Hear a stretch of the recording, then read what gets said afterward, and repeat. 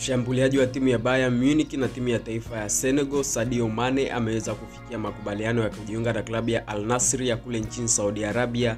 Sadio Mane mwenye umri wa miaka 31, raia wa Senegal, anatarajiwa kuungana na mchezaji Cristiano Ronaldo klabuni hapo, ikiwa ni mwaka mmoja tu tangu aondoke Liverpool na kuweza kujiunga na mabingwa hao wa kule Bundesliga.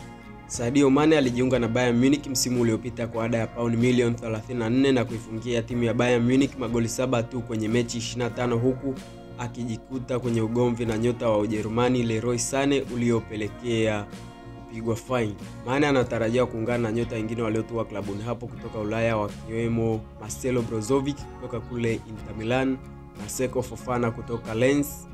Mane anatarajiwa kuungana na nyota wengine waliotua klabuni hapo kutoka Ulaya, wakiwemo Marcelo Brozovic kutoka Inter Milan na Seko Fofana kutoka Lens. Mlinzi wa Manchester United Alex Telles naye yupo mbioni kutua klabuni hapo huko nchini Saudi Arabia. Klabu nyingi za nchini Saudi Arabia zimechukua wachezaji wakubwa, akiwemo mchezaji kama N'Golo Kante, Karim Benzema na wengine wengi ambao bado madili yao yanaendelea kuwekwa mezani ili waweze kuingia katika klabu za kule. Ili uendelee kuwa kwanza kupata video zetu, ni kukumbushe kushuka chini ya video hii na kugusa ile maandishi mekundu yaliyoandikwa subscribe pamoja na alama ya kengele, ili uweze kuwa mwanafamilia wa chaneli hii ambaye habari zote za kispoti na kiburudani utakuwa ukizipata popote pale ulipo.